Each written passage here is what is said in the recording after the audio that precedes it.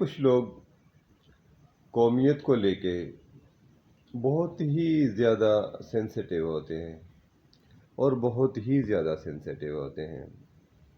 आप यकीन जानें कि नमाज़ी आदमी और बाकायदा अपने आप को बहुत ही ईमानदार इंसान समझते हुए उसके बावजूद भी कौमियत का जो तअस्सुब है उनके अंदर जैसे कूट कूट के भरा हुआ होता है।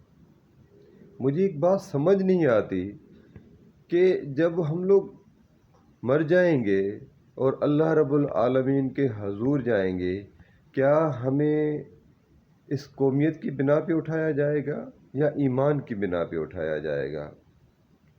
हमें भला वो लोग जिनको हम अपनी कौम समझते हैं और उन लोगों के लिए अगर हम किसी के साथ ज़्यादती करें, किसी के साथ जुल्म करें, किसी के साथ नाजायज़ी करें, तो वो लोग बचाएंगे या हमें हमारा ईमान बचाएगा? मुझे अब कुछ दिन हुए हैं, मैंने कराची की कहानियाँ, कुछ किस्से, कुछ वीडियोस सुने हैं जो हकीकत के ऊपर मबनी थी। मुझे बहुत अफसोस हुआ।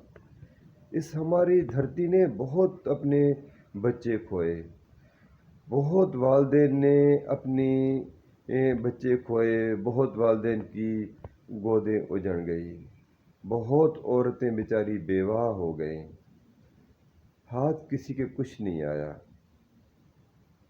ऐसा तो नहीं है कि हमारे जो लोग हैं किसी चालाक लोगों के चक्करों में आ जाते हैं, जो लोग कौमियत का नारा लगा के और अपने मफादात हासिल करते हैं, फिर उसके बाद जब ये सारी जहर फैल जाती है तो बदन पूरा जैसे जहर आलूद हो जाता है, तो फिर उससे वो निकल ही नहीं पाते हैं।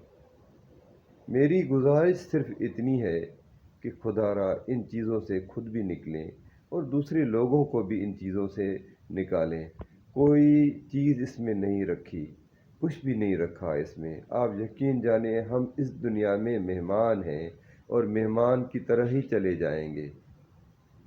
जो अच्छा और नेक इंसान है वही हमारा अपना साथी है, वही हमारा दोस्त है, वही हमारा रिश्तेदार है।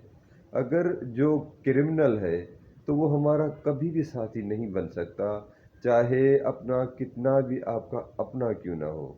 और ये आपके अपने कौम वाले तो सिर्फ आपकी पहचान है मेरे भाई, सिर्फ और सिर्फ आपकी पहचान है और कुछ भी नहीं है।